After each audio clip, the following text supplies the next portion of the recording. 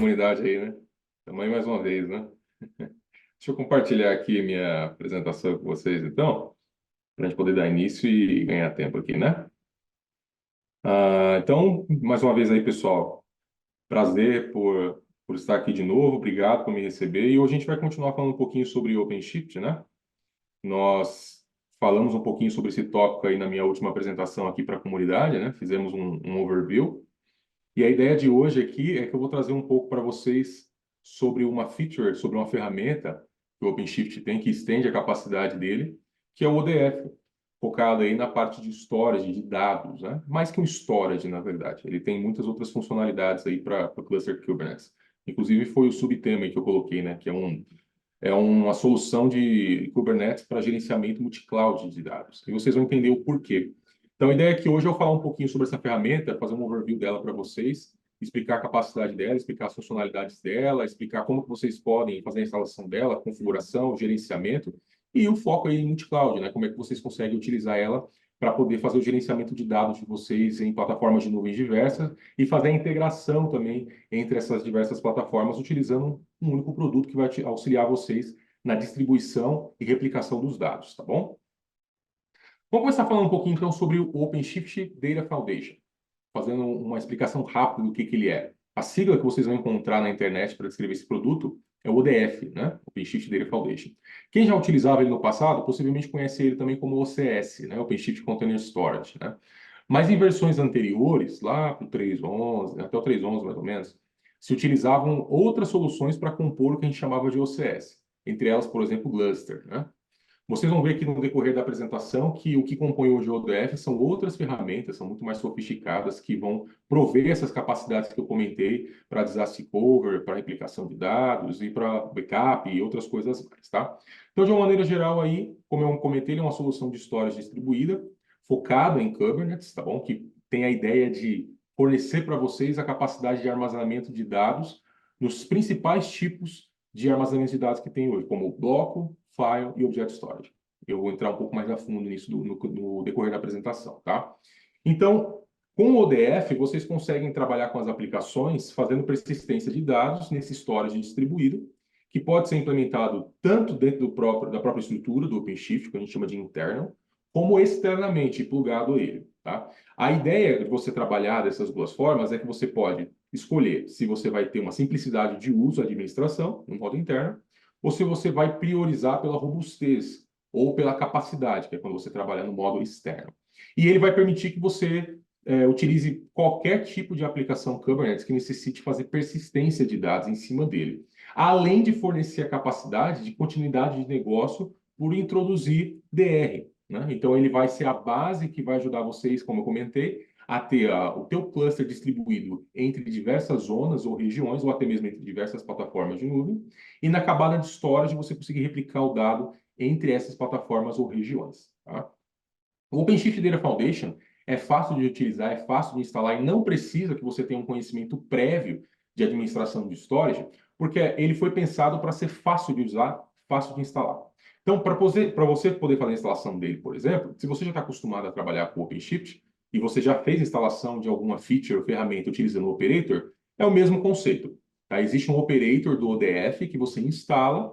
Nesse operator, após você fazer a instalação, você vai fazer a configuração do seu storage system, que nada mais é do que você especificar quais são os nós do seu cluster que vão compor a solução do ODF, quais são os dispositivos ou discos que vão compor a solução, capacidade deles, se vai usar ou não criptografia, entre algumas outras opções que você tem de configuração. Escolhendo essas opções e mandando ele fazer a instalação e configuração, todo o resto fica por conta do operator de fazer para você. A criação dos pods, a configuração do cluster, a definições das regras e assim por diante. A partir daí, você entrega na mão do seu desenvolvedor, por assim dizer. Então, quando ele for criar uma aplicação que necessita persistência, a única coisa que ele vai precisar é especificar um PVC para a aplicação dele, e esse PVC, por meio do storage class criado pelo ODF, vai armazenar esse dado no back-end storage. E esse back-end storage ele pode ser inúmeras coisas, como, por exemplo, ele pode ser um volume EBS, ele pode ser um disco físico, ele pode ser um Object Storage S3, entre outras coisas. Tá? A gente vai falar aqui durante essa apresentação. O OpenShift Data Foundation, ODF, vou me referir a partir de agora por ele como ODF, tá? Fica mais fácil de falar, né? Então, o ODF, ele vem com dois modelos de subscrições que vocês podem utilizar, que é o Essentials e o Advanced. E dentro do Advanced também, vocês têm o OpenShift Plus, o Red Hat OpenShift Platform Plus, tá? Qual que é a diferença de um para outro? A gente vai comentar no decorrer da apresentação aqui o que você pode ter com cada um. Começando pelo Essentials, aí, ou Basic, né? Com o Essentials, você tem o básico que a solução te fornece, que é uma solução de storage que pode fornecer bloco, file e object, tá? Para OpenShift. Você tem a parte de criptografia, cluster-wide. Para você ter criptografia por volume, aí você precisa dar outra subscrição. Mas aqui com essa subscrição de Essentials, você trabalha com criptografia para o cluster do ODF inteiro. E ele utiliza o LUKS para fazer essa criptografia. Então, quem está acostumado a utilizar o LUKS no HEL, por exemplo, né, no Red Hat Enterprise Linux, é o mesmo conceito. Porque no back-end, ele vai trabalhar com criptografia para volumes LVM, por exemplo, né? Quando ele vai trabalhar com file. Então, é o mesmo conceito, ok? E a nível da solução que compõe também o DF, que eu não vou dar spoiler aqui, é a mesma coisa, tá? Nós também temos aí, dentro dessa solução, a parte de cloning, de snapshotting, de a movimentação de dado, sem custo adicional. Por que eu estou comentando essas coisas? Porque quando a gente entra no Advanced, você tem alguma granularidade em cima dessas features que já existem dentro do Essential. Então, por exemplo, eu falei que ele faz criptografia cluster-wide no Essential. Agora, se você quer criptografia por volume, ou se você quer utilizar um KMS externo, por exemplo, para cuidar das chaves criptográficas, aí você precisa ter a subscrição Advanced para isso. Ou se você quer trabalhar com as features de disaster recovery, como eu comentei, para ambientes multi-cloud. Para isso, você também precisa dessa subscrição Advanced. E mais, se você quer permitir que ele faça Regional DR ou Zone DR, né? Ou Disaster Recovery por zona, por região, você precisa de uma outra solução, como eu comentei anteriormente, que é o Platform Plus, que eu vou entrar em mais detalhes daqui a pouco, tá bom? Que é essa aqui. Qual que é a diferença se você utilizar só o ODF, seja o Essential ou Advanced, e você usar o Platform Plus? É com o Platform Plus, você tem outras soluções agregadas que vão se juntar ao ODF para você construir um cluster resiliente, um cluster distribuído resiliente. Quais são essas soluções? Como vocês estão vendo aí, é o ACM, né, a sigla ACM, que a gente chama de Advanced Cluster Management, o ACS, que é o Advanced Cluster Security, o Quay, que é um registry, ok? E o próprio ODF junto com o OpenShift. Então, qual que é a ideia de cada uma dessas soluções que compõem o Platform Plus em conjunto com o ODF? No caso do ACM, ele vai ser um portal de administração multi-cloud que você pode gerenciar diversos clusters OpenShift que você tenha em diversas plataformas, sejam elas locais, em bare metal, ou até mesmo de nuvem, em cima de Amazon, em cima de Google, em cima de Microsoft, Azure, assim vai, tá? Além disso, por meio dele, você consegue implementar toda a suite de pipeline, de CI/CD, de GitOps, né, para gerenciamento desses clusters por uma única interface, entre outras coisas que ele fornece. Tá? Mas a ideia de você usar o ACM em conjunto com o DF nessa solução do Platform Plus é você ter um single pane of glass, um único lugar onde você vai gerenciar toda a sua suite de clusters distribuídos. Tá? Você tem o ACS para a parte de segurança, que vai trabalhar também com outras ferramentas para você fazer scan de vulnerabilidade das suas imagens, fazer network segmentation, você vai fazer declaração de segurança para políticas de compliance do seu cluster, entre outras coisas, tá? O registry do Quay, para você armazenar suas imagens de container também, e por fim o próprio ODF, que vai fazer armazenamento dos seus dados. O ODF também, dentro dessa solução Platform Plus, em conjunto com outra subscrição, permite que você trabalhe com cargas também de inteligência artificial, tá? Para a IML. Aí é uma outra solução que a gente chama de Data Science, tá? Depois, uma outra apresentação, a gente pode falar um pouco mais só sobre essa solução, tá bom? Então, a ideia é que ele, como vocês podem ver aí, possa trabalhar em qualquer tipo de cenário. Cenário de bare metal, on-premises, cenário de nuvem pública única ou de nuvem distribuída, tá bom? Ou hybrid cloud, como a gente gosta de chamar. Então, a ideia do Platform Plus, que é a solução mais top, digamos assim, que você pode utilizar junto com o DF, é permitir que você tenha, então, consistência, gerenciamento unificado, no caso, né? Distribuição dos dados, segurança melhorada e observabilidade. Bom? Agora, vamos falar um pouquinho mais, agora focar de volta no ODF. Quais são os componentes que compõem a solução? Para compor o ODF, nós usamos três ferramentas diferentes, que são o Ceph, que vai prover a parte de bloco e file, o Nuba, que vai prover a parte de Object Storage, e o Rook, que vai fazer toda a parte de controle do cluster ODF. Eu comentei aqui de Ceph, né? Então, se alguém aqui já utilizou o Ceph antes, sabe, por exemplo, que para você fazer uma instalação do Ceph, você precisa provisionar um cluster, né? Tem que ter todos os servidores bare metal configurados e assim vai. Então, no caso do Rook, a ideia dele, do operator do Rook, é fazer todo esse processo de instalação, configuração e gerenciamento do teu cluster Ceph, que vai ser utilizado pelo ODF dentro do OpenShift, sem você precisar colocar a mão. Essa é a ideia, tá? Então, no caso do Ceph, ele vai prover, como eu falei, essa solução de block file. Além de ser possível você utilizar uma outra ferramenta do Ceph no modo externo, que é o Radus Gateway, para a parte de Object Storage. Se você não for utilizar no modo interno, porque aí no modo interno você utiliza o Nuba para fazer isso para você. E o Nuba também provê a feature que a gente chama de Multi-Cloud Object Gateway, tá? Que é o que possibilita você integrar ele de maneira agnóstica com diversos storage, object storage em back-end para você poder fazer o armazenamento dos seus dados, né, petabytes de dados, de maneira seamless, né, como a gente fala, de maneira transparente, tá bom?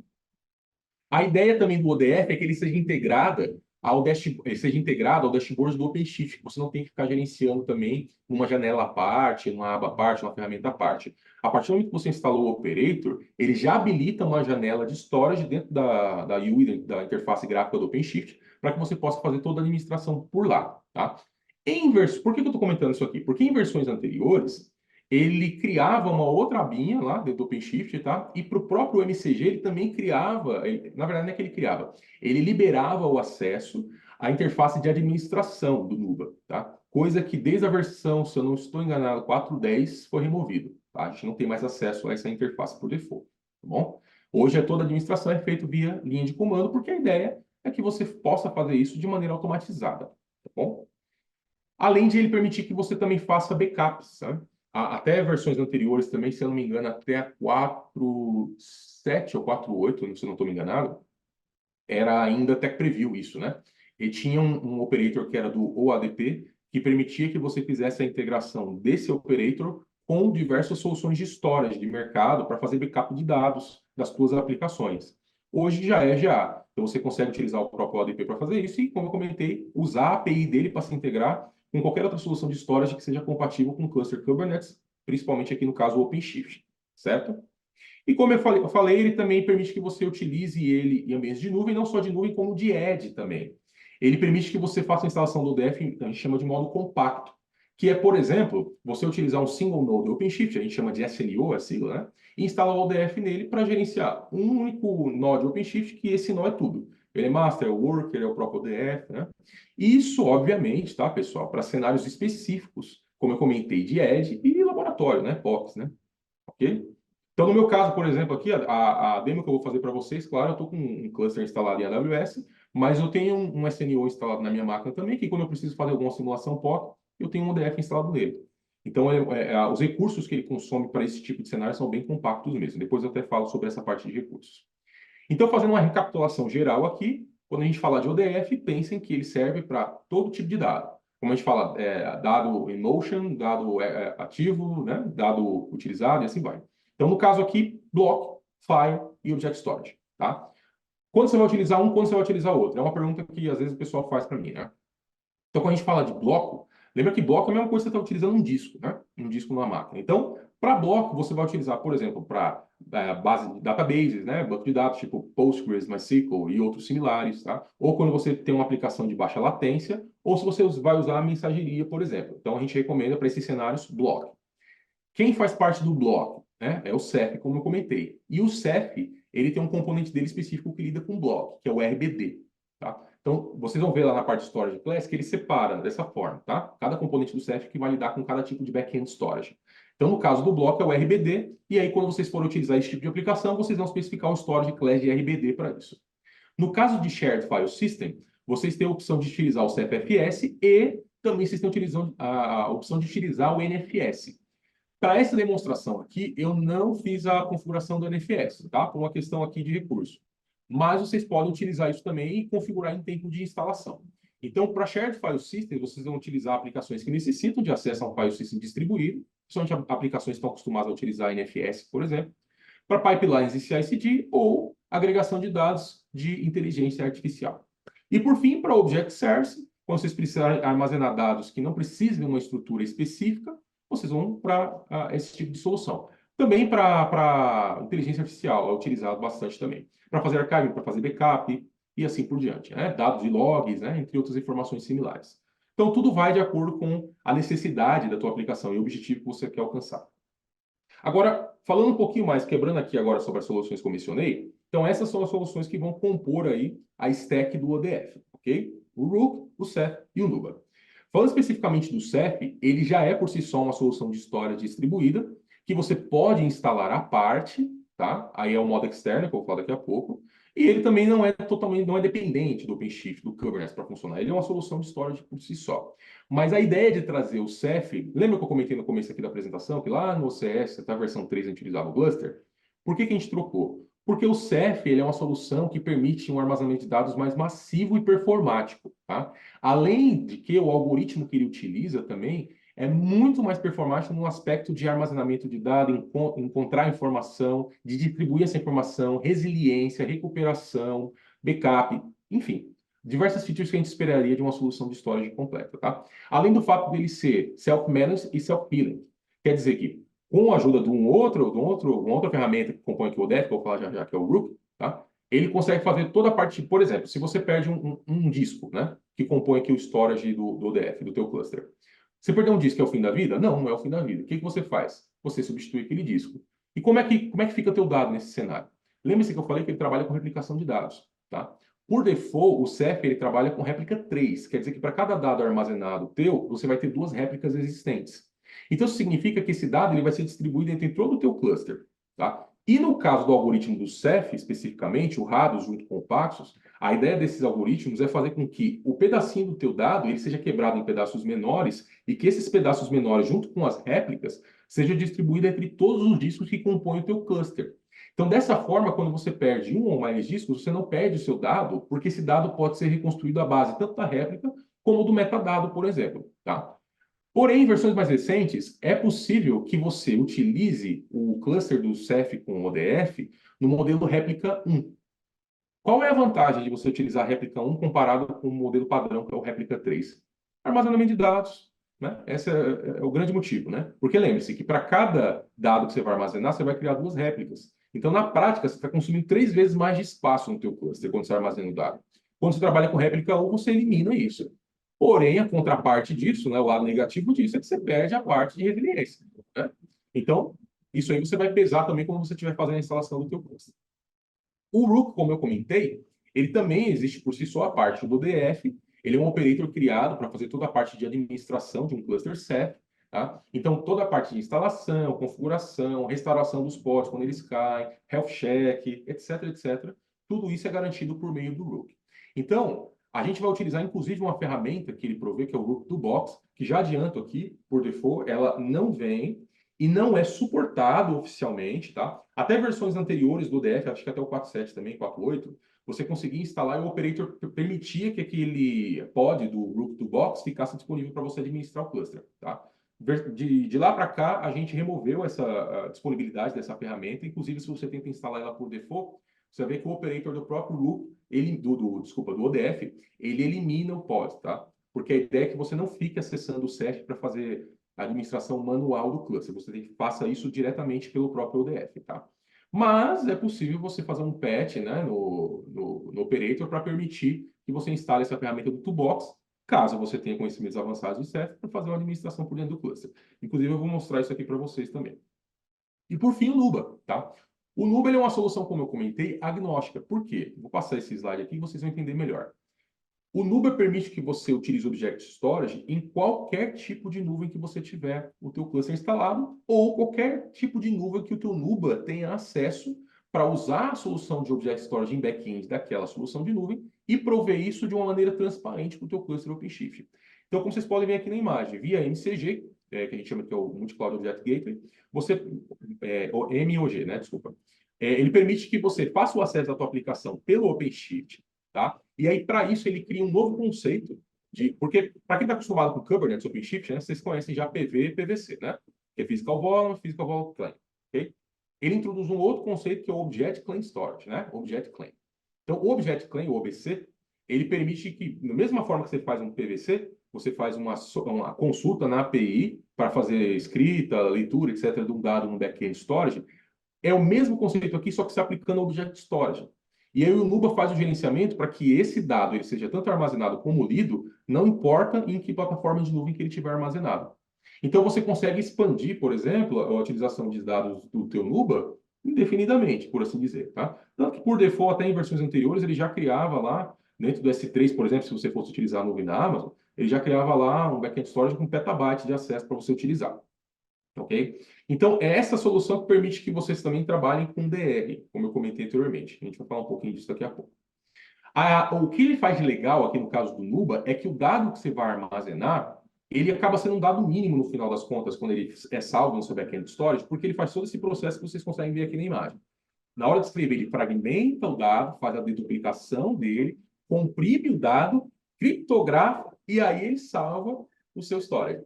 E como vocês podem ver aqui, onde vai ser esse storage? Não importa. Pode ser em qualquer backend storage de plataforma de nuvem que você estiver utilizando. Ou você pode criar até mesmo buckets específicos também, em regiões específicas, quando você quer armazenar aquele dado. Mas a ideia é que isso seja transparente para a tua aplicação e para o seu desenvolvedor. E no final, o processo inverso, né? Quando ele precisa resgatar o dado, ele resgata o dado do seu backend storage, faz o processo de decriptografia, decompressão, e assim vai, né? Até que você tenha o dado completo de novo. Bom? Agora, falando um pouquinho sobre capacidade do cluster ODF. Eu comentei agora há pouco, né, que ele trabalha no modo compacto também, que é esse aqui que eu estou mostrando para vocês agora. Para cada nó que vocês forem incluir no cluster do ODF, no modo compacto, ele permite que você trabalhe com 8 PCPUs, com 24 GB de memória RAM e um device. Um device, um disco, né? Agora, quando você vai trabalhar no modelo padrão, você tem que lembrar que ele vai trabalhar, lembra, com réplica 3, certo? Então, isso significa que você sempre vai trabalhar em múltiplo de 3. 3 nós, 3 devices e assim vai. 3 regiões, né? Inclusive, essa é a recomendação. Vocês vão ver que no meu lab aqui eu não fiz isso, porque é um lab. Mas no ambiente produtivo, cada um dos nós que compõem um ODF ali, né? Eles precisam estar numa região diferente por questão de alta disponibilidade, tá bom? Então, pelo menos 3 nós vocês vão precisar para começar, tá? Cada um desses nós precisa ter, pelo menos no modelo padrão, 10 CPUs disponíveis, precisa ter 24 GB de memória e pelo menos um device. No total, o teu cluster ODF ele vai começar com 3 vezes, 3 vezes 10, né? Que eu falei. 10 de CPU, então 3 vezes 10, 30. 72 GB de memória RAM, né? 3 vezes 24 e 3 devices. Então, esse é o mínimo que você precisa ter para começar a utilizar o ODF, num ambiente com alta disponibilidade e com distribuição do seu dado. Essa é a ideia, tá bom? Aí, quando você vai adicionar o seu disco, quando você trabalha no modo interno, ele trabalha com 3 tipos de tamanho, que é 500 GB, 2 teras e 4 teras. São os únicos tamanhos que ele suporta. Então, você tem que calcular muito bem isso. Vamos dar um exemplo. Suponhamos que você vai instalar seu ODF agora no cluster, certo? Você vai começar com os 3 nós, réplica 3, como eu comentei. Cada um dos nós com recurso computacional, como eu disse, né? 10 vCPU, 24 GB de memória RAM e pelo menos cada um deles com um device. Se cada device teu tiver 4 teras, que é o tamanho máximo que ele suporta, no total, então, você vai ter 12 teras de raw space, de espaço cru, ok? Mas quanto de espaço consumível que você vai ter? Lembrando que é réplica 3, certo? Você vai ter 4 teras, né? Que é o tamanho de um disco. Por quê? É só dividir por 3, né? Se 3 vezes 4, que é o seu raw space, é 12, e eu trabalho com réplica 3, significando que pelo menos 2 desses discos vão ser para réplica, por assim dizer, então você vai ter um único disco ali de raw space. Não que aquele disco específico só vai ser utilizado, mas a gente está falando de volumetria total, né? Então, se for falar de volumetria, dos 12 teras totais que você for ter, apenas 4 é espaço consumível. Então, por isso que eu estou comentando, porque se você começou, por exemplo, implementando o seu cluster ODF com um disco de 500 GB, a partir daí, o recomendável é que você sempre expanda com discos do mesmo tamanho. Por quê? Pela forma que o próprio Ceph também faz o balanceamento dos dados, o algoritmo dele. Se você põe discos de tamanhos que não são homogêneos, o que vai acontecer é que ele vai desbalancear, porque cada disco vai ter um peso diferente. Consequentemente, cada disco vai poder armazenar dados de tamanhos diferentes. E, consequentemente, no final das contas, você vai ter pools que vão ter mais consumo, outros que vão ter menos consumo, discos que vão alcançar um consumo mais rápido. E aí você começa a bater no threshold do Ceph de Near Full Ratio, que é o quanto ele encara como seguro para você ter dados de BlockFi armazenados no seu cluster sem começar a afetar a saúde do seu cluster. Então, por default, O Near Full Ratio é de 75% e o Full Ratio é de 85%, tá? Quando você está no 75%, ele começa a alarmar. O que quer dizer isso? Quer dizer que um dos OSDs do seu cluster já está alcançando o máximo de consumo que ele pode ter. Quando ele chega no full ratio, por proteção, ele para as operações do cluster, até que você ou ponha mais disco ou que você exclua dados do seu cluster. Então, por isso que é importante vocês calcularem antecipadamente, em tempo de instalação, qual o tamanho de discos que você vai utilizar se você vai trabalhar no modo interno. Mas isso pode ser flexibilizado. Como? Nesse slide aqui eu mostro para vocês, né? Existe um outro modo de instalação, além do internal, que é o external. O external nada mais é do que você fazer uma instalação de cluster de CEF externamente ao cluster do OpenShift e plugar esse cluster ao OpenShift para seu back-end de storage do ODF, tá? Nesse cenário, aí você pode ter discos de tamanhos diferentes, além daqueles que eu falei, de 500, 2 e 4, tá? Só que o conceito de você manter discos de tamanho homogêneo se mantém, porque isso é um requisito do próprio CEF, tá? É uma boa prática do próprio CEF. Aí, falando agora desses dois modos, interno e externo, quando que você vai utilizar um, quando que você vai utilizar o outro? E qual a diferença de um para o outro em termos de subscrição? Então, no primeiro exemplo, nos dois primeiros exemplos que vocês estão vendo aqui, né? Os dois primeiros quadradinhos, eu estou falando do modo interno. Mas por que tem dois aqui? Porque no modo interno, você pode escolher trabalhar com o seu cluster de ODF junto com o worker nodes, tá? Ou seja, a sua carga ela vai estar em cima de um worker node que está compartilhando recurso com uma aplicação tradicional. Esse é o primeiro modelo. Ou você pode reservar nós do seu cluster, que a gente chama de infranodes, tá? Para terem os workloads apenas do ODF. Então, tem esses dois modos que vocês podem utilizar. Para o meu cluster aqui de lab, por exemplo, obviamente para economizar recurso, eu tenho 3 worker nodes, e os 3 worker nodes, além de serem os workers que são utilizados pelas minhas aplicações tradicionais, eles também têm o workload do próprio ODF, que seria o primeiro cenário que vocês estão vendo aqui na imagem do slide, tá? Num cenário produtivo, o que a gente recomenda é o segundo, é que você tenha nós reservados apenas para o ODF, que você não misture ele com as aplicações, tá? Por diversos motivos. A questão de você escalar de maneira independente, a questão de performance, administração e assim por diante. Inclusive, essa questão de escalar independente é um dos grandes motivos, tá? Porque se você trabalha no primeiro modelo, suponhamos que o teu nó do ODF ali, ele está sobrecarregado, tanto computacionalmente como de discos também, de recurso de storage. O que vai precisar fazer? Adicionar mais nós para o ODF, certo? Só que lembra que eu falei agora há pouco que ele trabalha réplica 3? Então, não é por um nó, para cada vez que você for crescer o cluster, você tem que colocar sempre em múltiplos de 3. Ou seja, se você tem 3 nós, você precisa crescer o cluster por mais discos, ou, aliás, por mais nós, né? Você vai ter que pôr mais 3 nós. Precisou crescer de novo? Mais 3 nós. E assim vai. A não ser que você cresça apenas disco. Mas ainda assim você vai precisar de 3 discos, distribuídos entre os 3 nós existentes no cluster, né? Então, é importante você pensar isso também na hora que você for escolher qual é o modo também de distribuição da carga que você quer pôr. Se você quer reservar, individualizar o ODF ou não, tá? Outra coisa também que afeta aqui nesse modo é a subscrição que vocês vão utilizar para o ODF. Quando vocês trabalham no primeiro modelo, além da subscrição para o OpenShift, vocês também precisam da subscrição para o ODF. Okay? No primeiro modelo, quando a carga está distribuída, né, no mesmo nó, no worker e ODF. No segundo modelo, não. Por quê? Porque o infranode já entende que tem a subscrição do OpenShift. Então, você pode utilizar apenas a subscrição do DF para ele. Tá?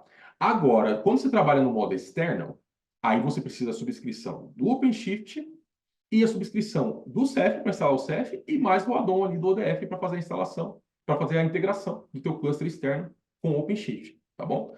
Aí talvez alguém pode perguntar, mas por que eu iria querer usar o modo externo? É porque quando você vai trabalhar com multicluster, ou quando você vai trabalhar com cluster distribuído, você precisa ter um único storage, certo? Como a fonte da verdade do seu dado, a fonte de armazenamento do seu dado compartilhado entre os clusters que existem, né? No teu ambiente. Então, nesse caso, aí você vai ter um cluster único externo do CEF que vai compartilhar o dado entre os seus clusters do OpenShift, como vocês podem ver nessa imagem aí que é a última, tá? Então, para esses cenários, a gente recomenda o modo externo. Também quando você precisa de capacidades maiores de armazenamento, porque como eu comentei, o modo interno ele tem a limitação, não só dos discos, como a quantidade de devices também que você pode ter por nó, tá? Se eu não estou enganado, vocês podem verificar a documentação depois só para provar se eu estou errado ou não, mas se eu não estou enganado, a última versão acho que é 9 devices, tá? Por nó. Então, Se você fizer uma conta rápida aí, 9 devices por nó, 3 vezes 9, 27 devices. É o máximo que você pode ter no modo interno. Cada device aí com 4 teras, né? Aí faz a conta aí que eu tô ruim de matemática hoje. Tá? Mas a ideia é essa, é que quando você precisa ter mais espaço do que isso, você utiliza o modo externo, tá? Mas por que que alguém utilizaria o interno, então, se eu tenho menos espaço? Como eu comentei, a ideia do interno, ODF, é facilitar a vida do seu desenvolvedor. Então, o desenvolvedor não precisa ter conhecimento de storage, não precisa ter conhecimento de CEP, nem de ODF, para ele utilizar a solução. Porque quem vai cuidar de tudo para você de maneira automatizada é o Rook, você simplesmente vai implementar e cuidar também do capacity planning do seu cluster. Ponto. Agora, quando você tem um modo externo, não, você precisa ter gente que saiba administrar a solução do CEF, saiba administrar storage, para cuidar desse ambiente, para prover para os clusters OpenShift que vão utilizar aquele storage, tá bom? Então, tudo vai do que você tem disponível à mão, tanto de recurso humano, quanto também financeiro e também de aplicações, tá? Agora, algumas das features que o ODF permite que você utilizar. Ele trabalha com expansão de PV, por exemplo, você, tanto no block como no file, você consegue passar para uma solução, para uma aplicação que você tem no teu cluster Kubernetes OpenShift, um determinado tamanho de PV PVC, e esse tamanho pode ser aumentado depois, porque no back-end, que é o CEF, ele vai fazer o aumento da imagem que está fornecendo o PV para aquela aplicação, e aí aquele PV, PVC, ele pode ser expandido para o tamanho que você selecionar. Tá? Além disso, você também consegue trabalhar com as features de snapshot e cloning. E isso aqui é interessante, principalmente para quem precisa fazer backup, tá? Bastante cliente meu, bastante gente pergunta para mim, como é que eu faço backup de OpenShift, de Kubernetes? Você faz o backup da aplicação em si, do pod, né? Isso não existe, tá? Container é feito para ser efêmero, todo mundo sabe disso, tá? Então você não faz backup de pod, você não faz backup de container, você faz backup de dado. O dado é importante, tá? E onde que o dado está armazenado? No seu backend storage, né? Se você precisa que sua aplicação seja persistente, né? Não importa se é um banco de dados, ou seja o que for, ela vai estar em algum storage de backend, que no caso do ODF aqui, vai ser o Ceph, e o Ceph, por sinal, vai utilizar alguma coisa lá de backend storage para ele. Pode ser um disco local, pode ser um disco na nuvem, e assim vai. Mas a ideia é que esse dado que está armazenado no device em back-end, esse dado seja backupeado, né? Ele passe por backup.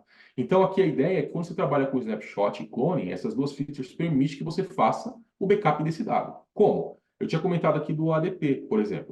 É um operator que você pode utilizar, a API deles, como eu disse, interage com outros softwares de backup, né, de outros vendors do mercado, e ele faz a conversa com o ODF para fazer um snapshot de um PVC de uma aplicação que você tem. A partir desse snapshot, ele faz o backup do dado em algum outro storage externo e depois que terminou, ele remove o snapshot.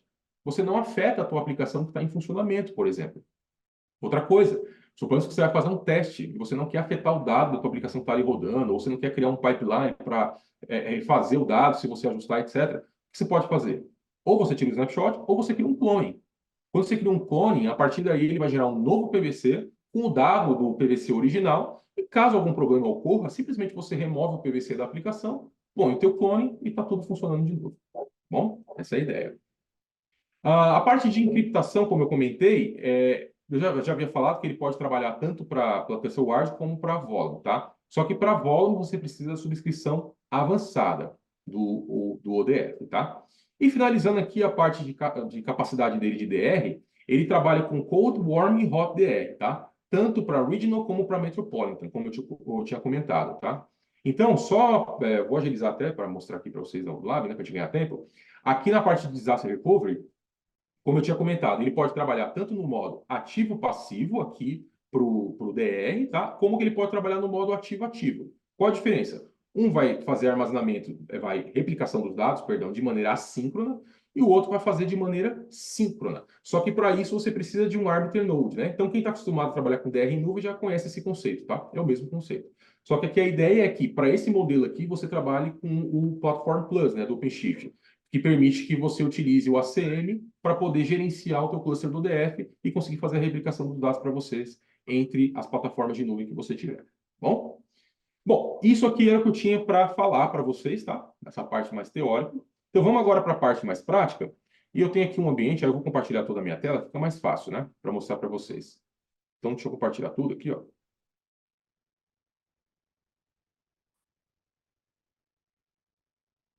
Acho que eu não consigo compartilhar tudo, né? Só tem a opção de compartilhar. Tá, então eu vou compartilhar a tela, depois eu vou compartilhar outra, não tem problema. Então, vou compartilhar primeiro minha tela aqui do OpenShift. Bom, então aqui já é um conhecido de vocês, né? Na outra apresentação eu tinha mostrado aqui o OpenShift, como ele funciona, dado um overview, etc. E aí, se vocês lembram aqui, quem estava presente na última apresentação, vocês vão lembrar, deixa eu até fazer assim, fica mais fácil para vocês verem, ó. Vocês vão lembrar que de todas essas abinhas que tem aqui nesse menu lateral, essa aba não tinha, né? Essa aba aqui ela só vem a existir ou aparecer no teu cluster quando você faz a instalação do operator do ODF. Como que você faz a instalação do ODF, do operator? Então, operator, operator hub, e aqui você procura por ODF. Tá aqui o operator, tá? Obviamente eu já instalei, mas como é que seria? Você clica aqui em install, tá? Ele não vai deixar eu instalar, porque ele vai dizer que já tem aqui. Mas aí você especifica qual é o channel, né, o canal que você vai utilizar, a versão que você quer instalar, tá? O resto aqui você pode deixar default, tá? Então ele já disse que já existe aqui, eu não preciso instalar de novo, ok? Após a instalação, você vai vir aqui num namespace que ele cria, que chama OpenShift Storage, tá? E nesse namespace de OpenShift Storage, essa aba aqui, ele vai pedir para você criar um storage system, tá? No meu caso aqui, eu já tenho criado o meu storage system, ok? E ele já mostra aqui quais são os recursos que eu tenho implementado nele, né? Se eu ver aqui na descrição do YAML file dele, por exemplo, vocês vão ter mais informações aqui dos nós que foram instalados, né? Os storage classes que foram criados e assim por diante, tá bom?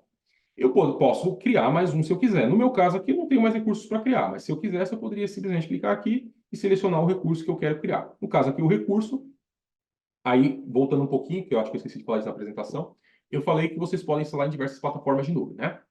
Tem uma questão aqui. Quando você trabalha com nuvem pública, Amazon, Microsoft, Google, etc., o benefício disso é que ele permite que você faça o provisionamento dos discos para os nós de maneira automática, de maneira dinâmica, na verdade, né? Então você não precisa ir lá atachar, por exemplo, um volume EBS na tua instância lá que está na Amazon, por exemplo, para apresentar para o ODF. Não precisa. Ele já faz isso para você, tá? Quando você trabalha com bare metal, você precisa de um outro operator, que é o LSO, Local Storage Operator, para que o Local Storage Operator possa identificar os discos que tem disponível na barriga, que a gente chama, né? Disponíveis lá no seu nó físico, para apresentar esses discos para o ODF como discos de USB. Tá?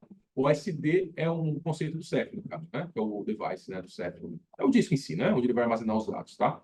Então, essa é a única diferença. Aqui no meu caso, como eu estou utilizando o ambiente de Amazon, né? Ele fez o provisionamento dos discos para mim a partir do momento que eu fiz a especificação de quais nós do meu cluster que fariam parte do ODF, tá bom? Depois eu mostro isso para vocês na linha de comando também. Então, aqui eu já tenho o ODF instalado, configurado, e se eu vier aqui na aba de Storage, eu consigo ter mais informações sobre o meu cluster ODF. Então, por exemplo, ele me dá aqui o status do meu cluster, quantos storage system eu tenho configurado, qual a capacidade total que eu tenho, hall space, lembra? É uma coisa, capacidade de uso é outra, tá? Então, por exemplo, ele vai dizer aqui para mim que eu tenho apenas 1.64 teras, tá? Usados e 15 teras disponíveis. Oh, perdão, 1.5 teras disponíveis. Por quê? Porque aqui no meu caso eu tenho discos de 500 GB, foi o que eu criei aqui, tá? Mas lembre-se que não é o total que eu vou ter para uso, porque tem as réplicas, né? Então isso aí depois eu mostro para vocês lá na seção do CEP. E aqui ele mostra o total aqui, ó, de capacidade usada lá na AWS. Aqui eu tenho mais informações aqui de observabilidade do meu cluster, de métricas, né, de latência, IOPS, throughput e assim vai. Na parte de topology, eu consigo ver quais são os nós que compõem o meu cluster do ODF. No caso aqui, vocês podem ver que eu tenho 3 nós. E como eu comentei, eles não estão separados em zonas diferentes e tal, porque aqui é um laboratório, mas o ideal seria que tivesse, tá bom? Então aqui eu consigo ver informações de cada um desses nós aqui, como detalhes sobre cada um deles, qual é a versão do Red Hat CoreOS que está instalado, qual a arquitetura de processador, qual a versão do kubelet, entre outras informações aqui, tá bom? Eu consigo ver isso para cada um dos nós aqui do ODF. Bem como os recursos que estão disponíveis nesses nós, ok? E métricas aqui de observabilidade, certo? E, por fim, aqui na parte Storage System, é a mesma visão que eu mostrei ali para vocês agora há pouco, acessando via Operator. É a mesma visão. Já aqui na parte de Object Storage, é o Nuba, como eu tinha comentado. Tá? Então, ele mostra aqui para mim que o meu Object Storage está configurado, tá ok. Quais os Bucket Classes que eu tenho configurados para ele? Aqui, no caso, só tenho um, que é o Nuba Default Bucket Class, para poder fazer criação de buckets no meu Bucket Storage de Object Storage, tá bom? O Namespace Store que eu também não tenho criado, poderia ter. os buckets que eu tenho criados aqui no meu ambiente e os OBCs, Object Bucket Claims, né? Que é similar ao conceito de PVC, ok? Eu tenho outros criados aqui, mas vocês vão ver que ele não aparece aqui. Por quê? O que vai aparecer aqui para mim são apenas os buckets que são gerenciados via OBC. O que tem a ver isso? Quer dizer que eu posso criar buckets, por exemplo, no backend storage do Nuba, sem utilizar um OBC, sem fazer atrelar ele, por exemplo, diretamente ao OpenShift, tá? Porém, ele não vai aparecer aqui para mim, como vocês estão vendo. Se não aparece aqui para mim, a minha aplicação dentro do OpenShift não vai conseguir utilizar as features do OpenShift de armazenamento de storage, né, via CSI, para gerenciar esse objeto storage, tá? Então, isso tudo vai ficar por conta de você, da sua automação, do seu gerenciamento. A ideia é que você não precisa fazer isso. Quem faça isso para você seja o Nuba. Então, por isso a recomendação é não crie direto, né, buckets direto no S3, ou seja, qual for o objeto storage que você está utilizando para o Nuba. Crie via OpenShift, crie via Nuba. Porque aí ele vai criar o bucket e vai criar esse conceito do OBC, que é o Object Bucket Claim, para atrelar esse bucket ao OpenShift. E aí faz com a aplicação faz o acesso a esse bucket via OpenShift, via API do OpenShift, tá bom?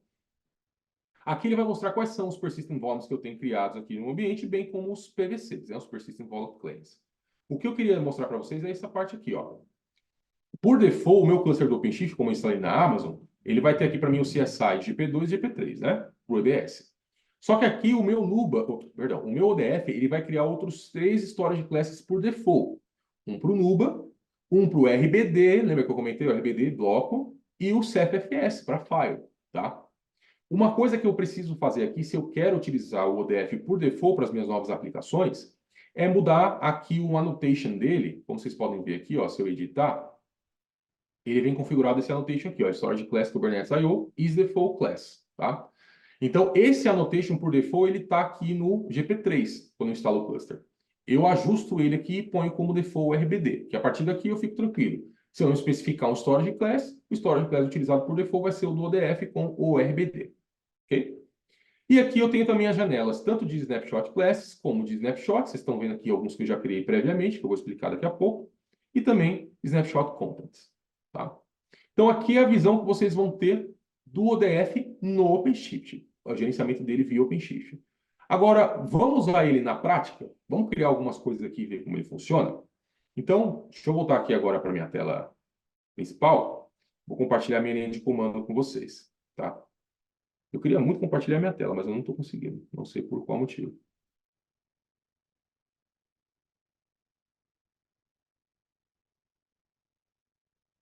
Então, agora vocês estão vendo aqui minha tela, né, do terminal. Deixa eu só fazer assim, que ele está dando umas travadas no SSH aqui.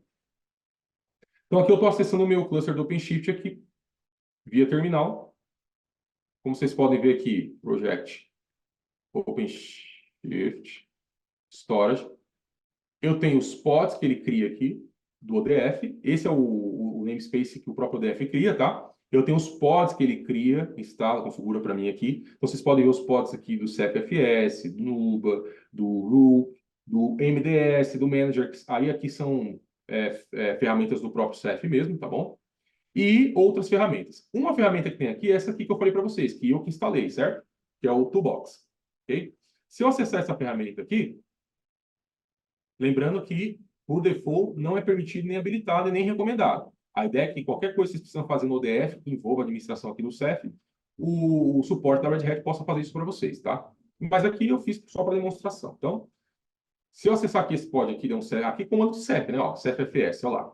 Ele mostra que meu cluster está ok, quantos OSDs eu tenho configurado. Se eu fizer assim, por exemplo, OSD status, ó, ele mostra para mim quais são os nós que compõem o meu cluster do CEF, quanto cada um tem de espaço disponível, tá vendo? Quanto que foi usado. Lembra que eu falei para vocês? Ó, cada um tem um disco de 500 lá, tá vendo? Aqui, se eu der um CEF df3, ele vai mostrar para... Opa, perdão. CEF OSD3. Ele vai mostrar para mim... FOSD3. Agora foi. Ele vai mostrar para mim o mapa, né, do meu cluster, mostrando ali para mim quais são as regiões em que meus nós estão, qual o hack, né? Aí aqui já é mais conceito de CEF, né? A gente não vai dar tempo de falar aqui mais sobre isso. Mas o importante que eu quero que vocês peguem aqui dessa imagem é que eu tenho ali os 3 nós, cada nó tem um OSD, eu poderia ter mais, adicionar mais discos aqui no meu cluster, tá? Os pesos, como eu comentei, ó, isso aqui é importante porque mostra aqui que eles estão bem distribuídos, tá? Tem peso igual. Lembra que eu falei? Se você tivesse discos de tamanhos diferentes, isso aqui não ia estar igual, não ia ficar homogêneo, e aí, consequentemente, ia afetar o balanceamento do seu cluster, tá? Aqui no meu caso, é tudo igual, tá? Se eu der um CFFS status aqui, vocês vão ver que ele mostra que meu CFFS também está ok. Ele sempre coloca um nó como ativo, um outro como passivo, e aí apresenta esse volume aqui para ser compartilhado como file system para minhas aplicações, e assim por diante, tá? E se eu der um CFDF aqui, vocês vão ver quais são os pools que por default ele cria para mim. Então, por default, ele vai criar só 3 pools, esse CF Block Pool, o File System Metadata e o File System Data. Quantos objetos eu tenho armazenado, quanto de espaço, e assim por diante. Tá? Então, isso aqui é só para mostrar para vocês que, na prática, é um clusterzinho de CF aqui, instalado como containers. Tá bom? Então, vamos voltar aqui. Aqui eu também eu falei que ia mostrar para vocês quais são os nós do meu cluster que tem os pods instalados, certo? Acho que eu não salvei aqui. Mas, ó, o Cget Node, certo? Eu tenho 6 nós aqui, que 3 são para master, né? E os outros 3 são para work. Então, eu posso pegar qualquer um aqui só para mostrar para vocês, ó. Se eu der o Cget nesse cara, o Cget Node, nesse cara aqui, e ver o VMO dele, vocês vão ver que aqui ele tem algumas labels que são especificadas para esse nó, né? Além de algumas annotations. Entre essas labels aqui, vocês vão ver que tem essa label aqui, ó. Cluster LCS OpenShift IO, OpenShift Storage. Todo cluster meu que tiver essa label, quer dizer que ele está sendo utilizado para o ODF. Então, todos os meus 3 nós aqui de worker, todos têm essa label. Todos estão sendo utilizados para o ODF, tá bom? Como eu comentei, o projeto lá, já estou no projeto, né? É o OpenShift Storage, estou no projeto, tá? E aí, eu tenho um binário que não vem instalado aqui por default também, vocês podem instalar o binário Nuba, tá? Para mim poder gerenciar o meu Object Storage. Então, quando eu dou um Nuba status aqui, por exemplo, ele vai verificar para mim como é que está o status aqui no meu Object Storage, do Nuba, vai me dar aqui quais são os external DNS, a URL de acesso ao Object Storage do Nuba, bem como informações aqui de IP, informações de endereço interno e assim por diante, tá? Isso aqui é importante para você poder acessar, por exemplo, fazer um curl, né? Ou se você quiser usar o binário do AWS, né, para poder verificar coisas dentro do seu bucket e assim vai. Então, você vai usar essas URLs aqui. E aqui também ele mostra o Access ID, o Secret Access Key e assim por diante, para você poder também fazer esses acessos, tá? Eu já fiz previamente essa configuração aqui no meu ambiente, né? Eu criei um scriptzinho aqui só para poder liberar esses acessos para mim. Então, se eu der aqui eu estou digitando S3 aqui porque eu criei um alias, tá? Se eu der um S3LS aqui, vocês vão ver que ele vai mostrar para mim quais são os buckets que eu tenho criado. Ignora esse aqui de cima, que é porque eu não importei o certificado root, tá? Aí ele fica dando esse alerta. Pode ignorar isso aí. Então aqui, ó, ele está mostrando para mim quais são os buckets que eu tenho criados lá. Vejam que aqui, esse bucket ele cria por default, esse first bucket aqui. Esse bucket aqui eu criei por causa de uma aplicação teste, que eu vou mostrar depois aqui para vocês, que usa um OBC para acessar o backend storage, né? E esse aqui eu criei na mão. Então, como eu comentei para vocês, lembra que lá isso aqui não aparece, né? Esse DevOps, é só esse aqui que aparece. Por quê? Porque esse DevOps aqui eu criei utilizando o binário do AWS, né? AWS S3, tá? Então, ele não está sendo gerenciado por nenhum OBC. Então, nesse caso aqui, estou fazendo apenas uma criação manual, tá? Então, aqui eu posso fazer o gerenciamento que eu quiser, mas a ideia não é fazer por aqui. Mas se eu quisesse, por exemplo, eu tenho um binário S3 CMD aqui também, eu posso, por exemplo, eu tinha criado aqui como exemplo esse carinha aqui, ó. Pra gente aqui, esse DevOps aqui. Ó, DevOps testing, qualquer conteúdo lá dentro. Então aqui eu poderia pôr esse cara dentro do meu bucket lá, DevOps, né? Que está criado no Nuba, né? Via Nuba, no caso, né? Então eu posso dar um nome para ele aqui de teste, por exemplo, txt, ok? Especificar que é esse arquivo aqui. Olha lá, tá lá. Ele fala que não foi, mas ele tá? Pode ignorar. Aqui também eu posso usar o binário do próprio S3 aqui também, ó. Mesmo esquema. Só que eu vou dar um copy, por exemplo. S3, CP, mesmo esquema, tá? Então, se eu vier aqui agora e dar um CP, S3, DevOps, DevOps, traço teste, ponto .txt, e eu quero copiar ele para cá como DevOps Heroes.txt. Ó, acessei, baixei, e se eu acessar esse conteúdo agora, vocês vão ver que eu mesmo estava lá. Então, isso aqui eu só estou fazendo para mostrar para vocês que está funcionando, tá? Eu consigo acessar, consigo visualizar. Se eu quiser gerenciar via binário do Nuba, eu dou, por exemplo, um Nuba Bucket List. Ali mostra quais são os buckets que existem. Eu posso dar um Nuba Bucket Status para mostrar mais informação de um determinado bucket, como, por exemplo, esse aí que eu criei. Aí me mostra qual é o tamanho dele, quais são os objetos que estão armazenados, entre outras informações, tá? Se eu quiser ver os OBCs que estão criados, mesmo esquema, no OBC List, ele mostra, ó, eu tenho um OBC criado. O que é esse OBC aqui? Bom, eu criei um projeto chamado demo, tá? E aí eu criei esse arquivo aqui de definição, que nada mais é do que um batch, tá? É um job que vai executar, ele simplesmente vai acessar lá o S3 e vai trazer o resultado para mim, tá? Então, como vocês podem ver aqui, eu simplesmente mandei ele criar um namespace, eu criei um OBC para ele, então dei um nome de OBC teste Nuba, especificando que o storage class dele vai ser o do Nuba, ok? E aí o meu batch, como eu comentei, é simplesmente uma aplicação que vai acessar lá o bucket e verificar se está ok e tal. Basicamente é isso. Mas onde está o pulo do gato aqui? Como eu comentei, para vocês acessarem o bucket utilizando Nuba, tá? Quando vocês criam um OBC, ele, via API, ele vai criar todas as informações de acesso ao OBC via secrets. Então, vocês podem ver que aqui ele especifica essas secrets. Tá vendo? Que é a chave de acesso à AWS, né? O bucket host, que no caso é aquele DNS externo lá, né? Para me acessar o meu Object Storage, entre outras informações, como vocês podem ver aí. Então, com essas informações, aí a minha aplicação consegue acessar e fazer o que ela quiser dentro do Object Storage. Se eu der um OC get secret, vocês vão ver que tem aqui, ó, essa secret que eu comentei, ó.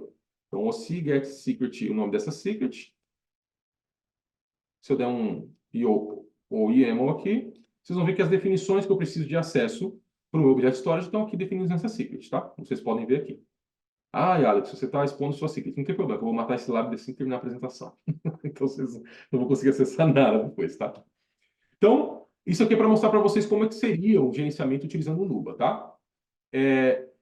Bom, só mais 2 minutinhos aqui para a gente finalizar. Vou mostrar rapidinho para vocês como é que seria, então, a utilização da parte de doco e file, tá? Então, eu tinha criado aqui uma aplicação HTTP qualquer, tá? Eu ia mostrar uma outra, mas por questão de tempo, que também esse lab aqui eu fiquei sem DNS externo aqui, um pouquinho antes da apresentação, tive que improvisar, tá? Então, o que eu fiz aqui? Eu criei uma aplicação aqui chamada HTTP, tá?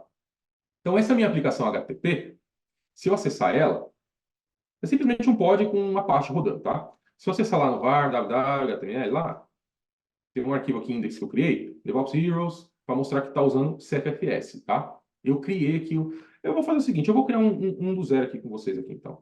Só para mostrar, quer ver? O Cine App, menos name, vou dar o meu nome aqui, Alexson, tá? E o HTTPD. Estou criando um do zero aqui, tá? Então já vai subir minha aplicação aqui, Alexson, lá já subiu, tá?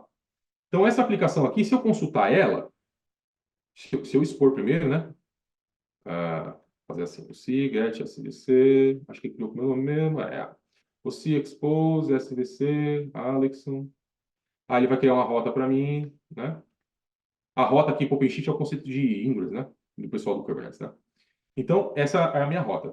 Se eu der um cur nessa minha rota aqui, HTTP, ó, está respondendo, tá? Está respondendo qualquer coisa aqui, porque é uma página padrão Apache, tá? Então, se eu fizer modificações aqui, lembre-se que o pod é efêmero, né? Se eu fizer modificações aqui e eu restartar meu pod, o que vai acontecer? Vai acontecer que eu vou perder minha alteração. Então, eu preciso persistir esse dado, certo? Como que eu vou persistir esse dado?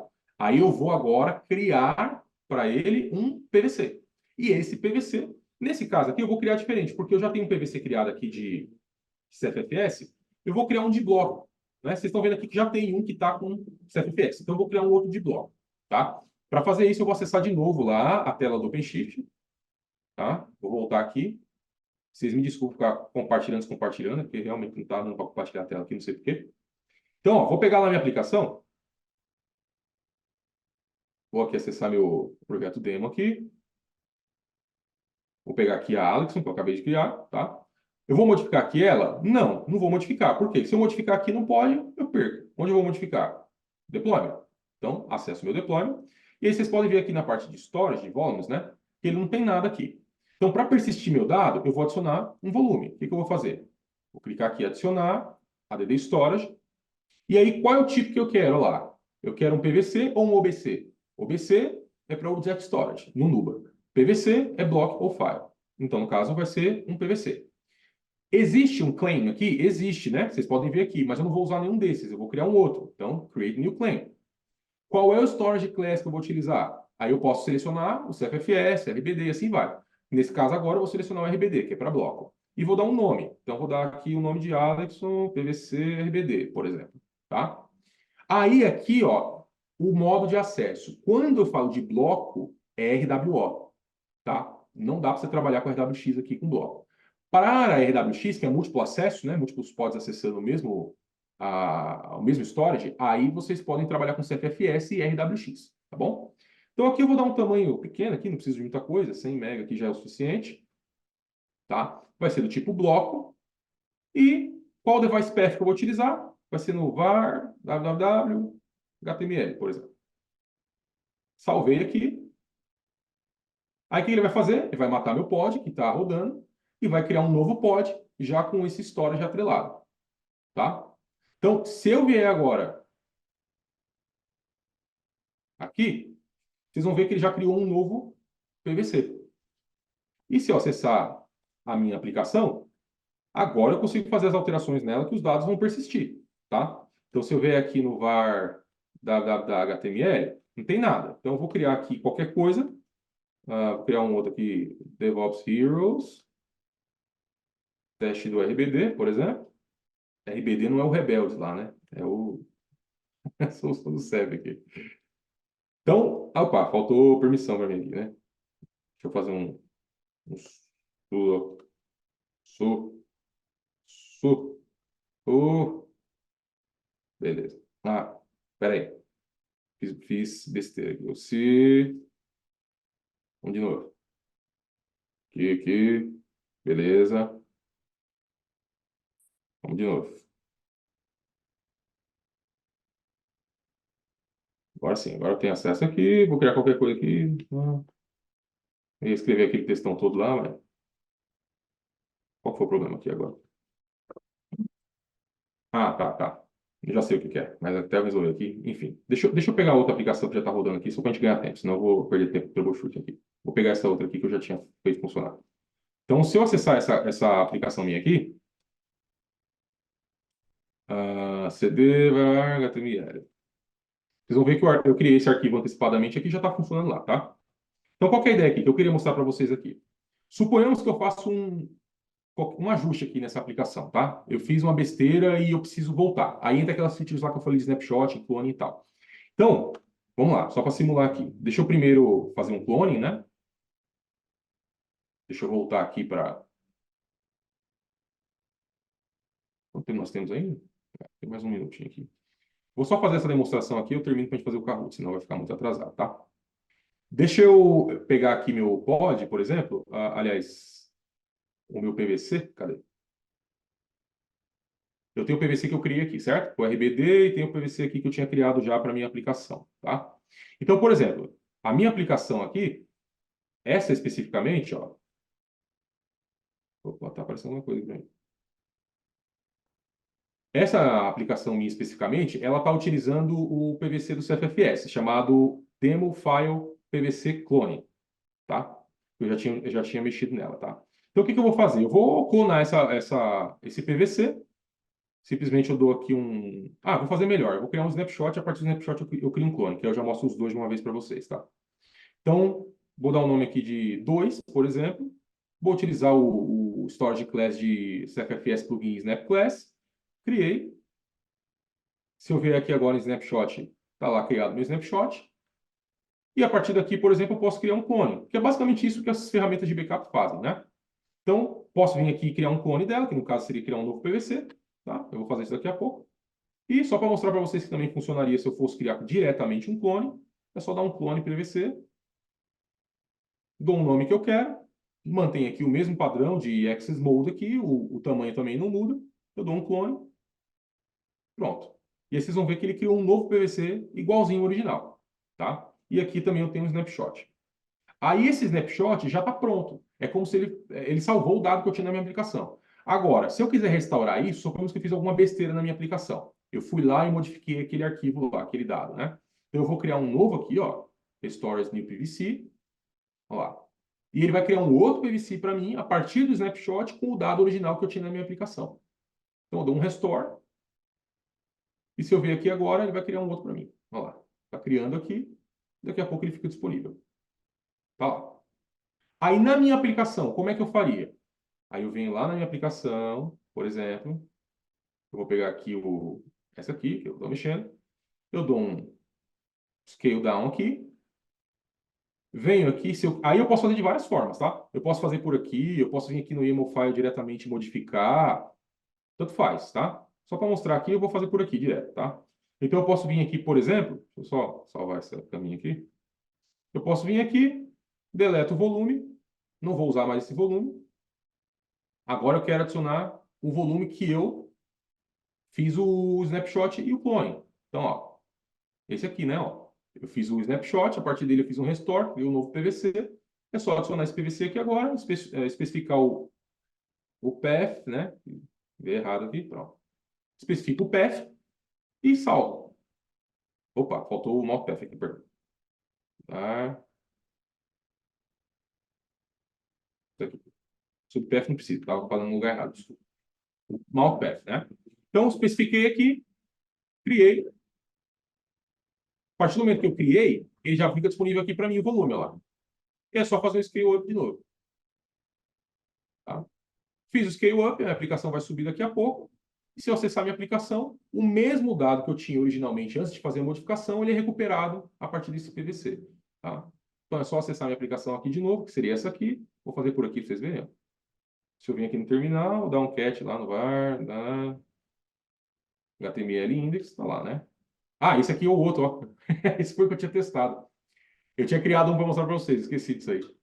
Esse aqui, o que eu fiz aqui antes? Eu não fiz aqui para a gente ganhar tempo, mas antes eu fiz essa simulação, onde eu jogava lá o arquivo, tá, modificava, para mostrar para vocês que eu tinha mudado, aí eu criei exatamente esse escrito erro e tal, tá? Não foi nenhum erro aqui não, tá? Isso aqui eu que escrevi na mão mesmo, que eu tinha esquecido disso aqui, tá bom? Mas aqui é só para mostrar para vocês que a ideia é que a aplicação ela consiga recuperar via o PVC que você clonou, né? Que você fez o snapshot, tá bom? Bom, eu queria mostrar mais coisa, pessoal, mas realmente eu acho que até passei do tempo aqui, tá? Vocês me desculpam. Mas aí, qual que é a ideia geral que eu quero que vocês ganhem aqui, né, nessa apresentação? Eu consigo mostrar apenas o básico, algumas features básicas aqui, tá? Do ODF, que é Snapshot, que é Cloning, que é o Jet Storage, tá? Mas ele faz muito mais coisa, como eu comentei para vocês, tá bom? Qualquer coisa, uma outra oportunidade, a gente fala mais sobre essas features avançadas deles e eu mostro outros cenários até mais avançados para vocês, tá? Muito bem, ótimo. Me ouve bem aí, Alexson? Deixa eu Vou ver. ver. Ah, achei que meu áudio não estava indo para você. Boa, excelente apresentação, muito conteúdo, né?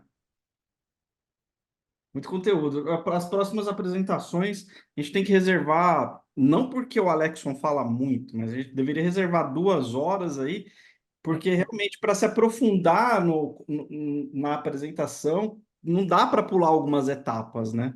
Tem que ter É. contexto ali e a gente tem que entender, mas é fantástico, deu para entender e pegar a mensagem. Muito obrigado. Alexson, a gente vai para o Kahoot agora e eu queria saber de você o seguinte: você pegou leve ou pegou pesado nas perguntas? Eu sempre faço essa pergunta, né?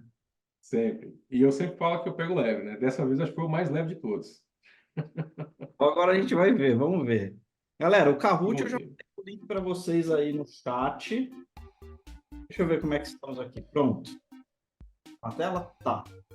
Mandei o link para vocês no chat. Este é o último Kahoot do DevOps Experience em 2023. Faremos uma pausa técnica em dezembro e a gente vai voltar com um evento normalmente a partir de janeiro de 2024. Então, tá aí. Se você estava pensando, não, agora eu não vou entrar, eu ainda não estou dominando, não sei. Eu entendi bem as coisas que o Alexson falou, entre mesmo assim. Essa oportunidade aí de você brincar, validar o seu conhecimento e ficar torcendo para 2024 chegar logo aí para você poder voltar.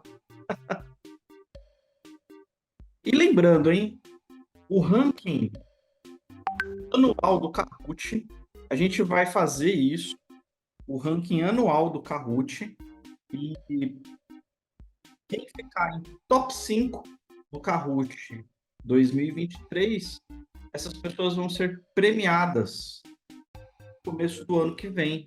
Em 2024, a gente vai anunciar quem são os top 5 do Kahoot, do DevOps Experience. Beleza? Bora lá, pessoal, vamos lá. O PIN é o 5674920, 5674920. Bora, vamos? Que eu vou dar mais um minuto para vocês entrarem, que o Thiago já está aqui com a gente na sala. Aproveitem. Vamos lá. Cadê o Fernando Castro, lá da Sorte Online? Tá assistindo aí, Fernando? Bora entrar no Kahoot aí, você que está acostumado com os jogos.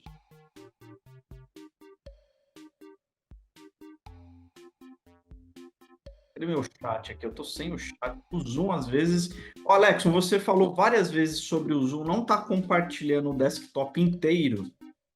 Rapaz, eu tentei aqui igual eu fiz as outras vezes, mas para mim ele só tá deixando compartilhar a janela. Não sei Então, por quê. e eu já anotei aqui para a gente ver o que está acontecendo. Hoje, o Zoom deu uma balançada hoje que eu achei que a gente ia ficar offline. Caiu para todo mundo também o Zoom? Então, hoje eu não. É a primeira vez que eu estou usando o Zoom hoje, né? Então eu não tinha testado, não.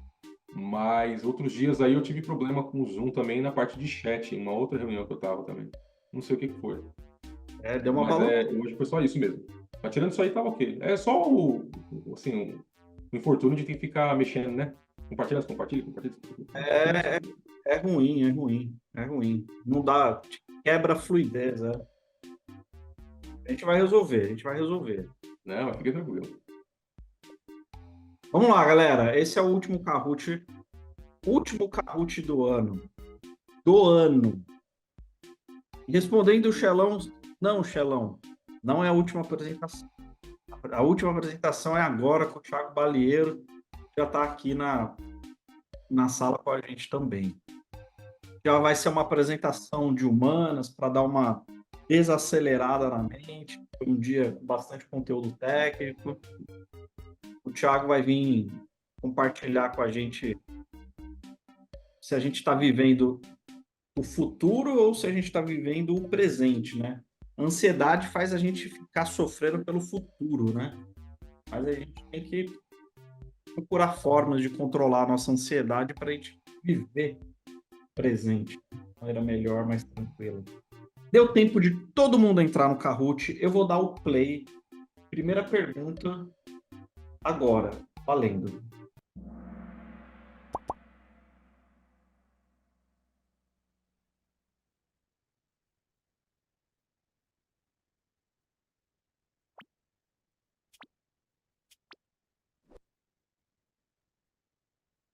Múltipla escolha, hein? Quais os 3 métodos a seguir você pode usar para fazer backup de aplicativos tradicionais? E aí? Essa é a mais difícil, hein?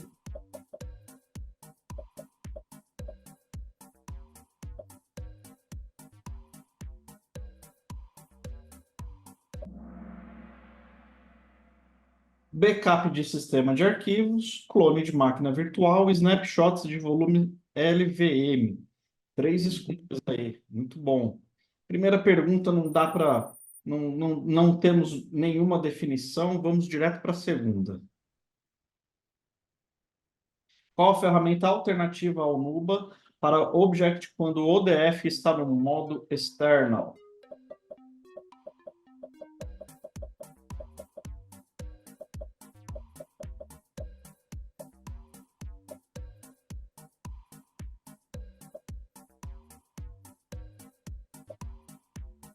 Alex, já pode pedir música no Fantástico, Alex? Terceira vez que você vem? É, verdade, né? Muito bom. O Shallow tá aí. Já fala a sua música, eu vou deixar anotado quando ele, depois do Thiago, ele vai tocar, ele já. Ô, louco, hein? Vou mandar Legal, lá. CF. Isso Boa. aí. Isso aí, ó. Vamos ver como é que nós estamos aqui. Dr. Hair ficou, Expert Fint ficou também, deu uma mexida ali nos últimos três. Vamos agora para a pergunta que costuma virar o jogo, que é a terceira. Múltipla escolha. Quais são os três operadores a seguir que compõem o OpenShift Data Foundation?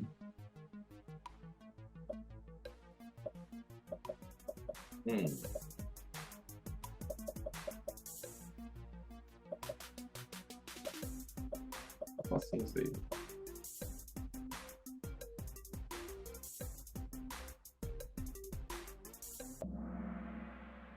Luba, OpenShift Container Storage e o Hook Ceph. Inclusive tivemos uma palestra do Hook no 15, uns 3 meses atrás ou 4 meses atrás. Legal. Estava treinado, preparado. Muito bom. Como ficamos? Negrito Guepardo tá pegando fogo, subiu o ranking, maior sequência aí, 3 respostas certas. Tem uma pequena diferença entre o primeiro e o segundo ali. Vamos ver, hein? Vamos ver. Quarta pergunta. Múltipla escolha novamente, hein, galera? Isso aí faz bastante, hein? Quais tipos de armazenamento de dados a seguir são gerenciados usando o OpenShift Data Foundation?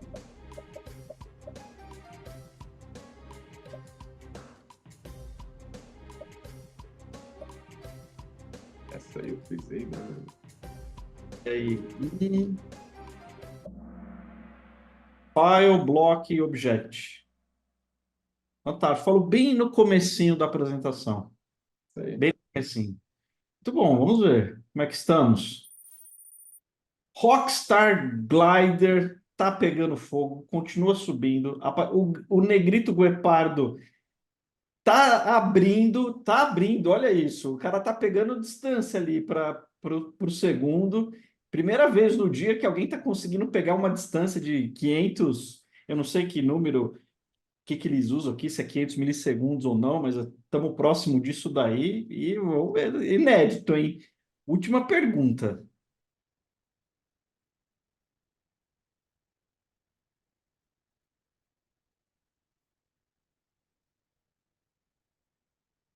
Você pode executar snapshot e clonagem de volumes TSI para quais dois tipos de volumes persistentes? Isso aí foi o finalzinho agora, né?